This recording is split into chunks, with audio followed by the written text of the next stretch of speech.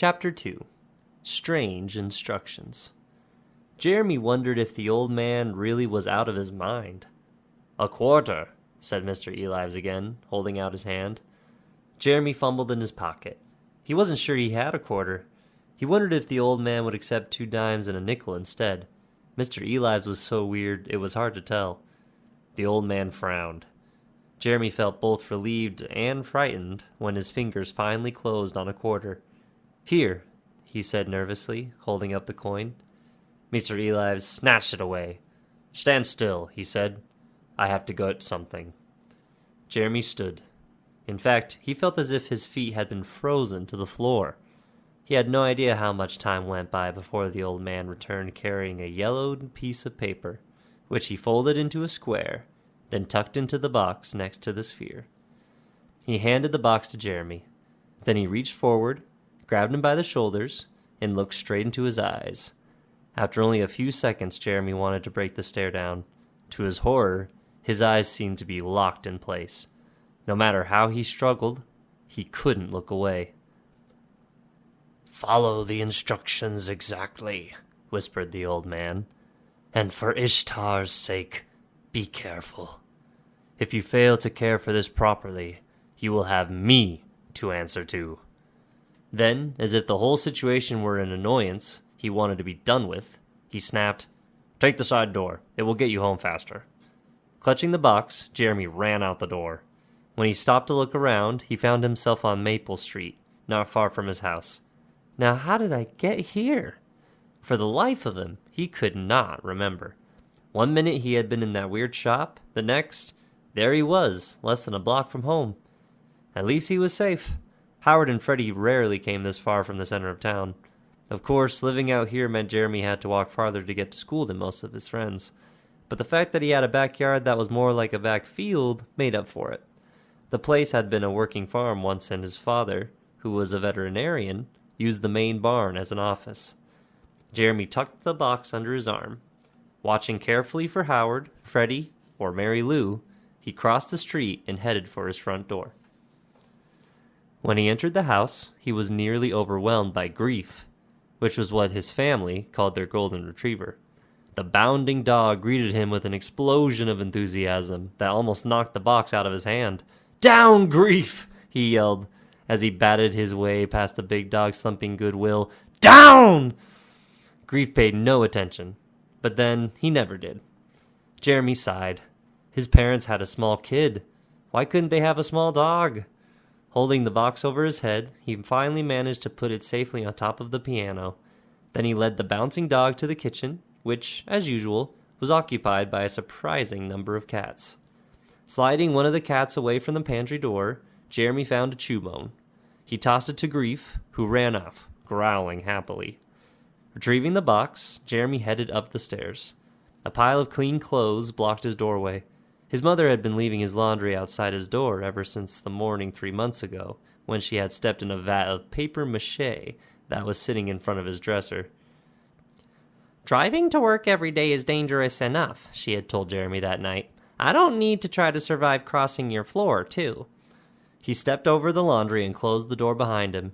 Though he was eager to examine the sphere and the paper the old man had given him, a chorus of eager squeaks told Jeremy that his animals wanted to be fed.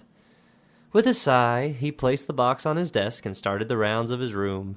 Peering into each of the dozen or so small cages that lined the shelves and walls, he made sure that the mice, gerbils, hamsters, and guinea pigs all had food and water.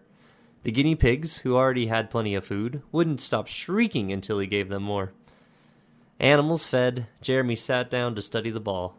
Shoving aside a stack of unfinished drawings, he placed the box in the center of his desk and took off the lid.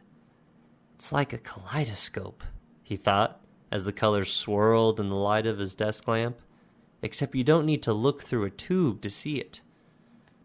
Marveling that the old man had sold him such a wonder for only a quarter, Jeremy reached out to touch its glossy surface. With a cry of surprise, he pulled back his hand. The ball was warmer than before. Eyeing it nervously, Jeremy unfolded the paper the old man had tucked into the box. Probably directions for keeping it clean, he thought, as he spread the paper out on his desk. But when he looked at it, he blinked in surprise. A picture of a dragon stretched up the left side and around the top corner of the page. A burst of flames extending from its mouth separated into fiery letters that said, "How to hatch a dragon's egg." Jeremy frowned. What kind of fool does that old man think I am? The whole thing was ridiculous, but it was also intriguing. So he decided to read the rest of the page, which had been written by hand in a script that was loose and spidery. How to hatch a dragon's egg. The egg you have just purchased has already gone through a long aging process. It now needs but two things to be ready to hatch: the light of a full moon and the words of a true friend. To quicken the egg, take it outside at midnight on the night of the next full moon. Lift it to the moonlight and whisper, "Full moon's light to wake the egg, full moon's light to hatch it. Midsummer's night will crack the world, but St. John's Day will patch it." Expose the egg to the moonlight for at least 3 hours, then await the results. You have been entrusted with a very special creature, Jeremy Thatcher. Treat it with care, for its safety depends upon your willingness to follow these directions exactly. It goes without saying that secrecy is essential. Good hatching. S.H.E. Lives. Jeremy felt the hairs at the back of his neck begin to prickle. How did that old man know my name? He wondered. He was sure he had never mentioned it. "Hey, Bob," said a voice, making him jump. The voice came from a speaker mounted on the wall next to his desk, part of the intercom system his dad had installed during the last burst of what Jeremy's mother called Herbert's occasional electronic enthusiasms. "Hey, Bob," repeated his father. "Are you there?" "I'm here," said Jeremy, somewhat reluctantly. "Well, you shouldn't be. You should be here, getting your chores done." Despite the admonishing words, Dr. Thatcher's voice was cheerful. "Be right there," said Jeremy, trying to sound enthusiastic. Slipping the instructions under a pile of his drawings, Jeremy headed out of his room and down the stairs. With grief bouncing at his heels, he ambled down the winding driveway, past the pair of small barns, to his father's veterinary office. Stepping inside, Jeremy found his father shoving vitamins into a ferret. Hold still, crooned Herbert Thatcher to the squirming mass of brown and yellow fur in his hands. "Aha, there's a love." Jeremy reached out to take the ferret. "Hey, kiddo," said his father, handing over the animal. "How was your day?" Jeremy put the ferret on his shoulder. The action gave him a chance to think about his father's question. "Complicated," he said at last, squirming a bit as the little animal licked his ear. Dr. Thatcher raised an eyebrow, his way of requesting more information. "Well, for one thing, Mary Lou Hutton wants to kiss me." Dr. Thatcher wrinkled his nose. "That's what you get for being so cute." "I'm not cute." "Okay, you're ugly. Put Farrah in her cage and go feed the cats. I've got one more patient to see before I can knock off for the night."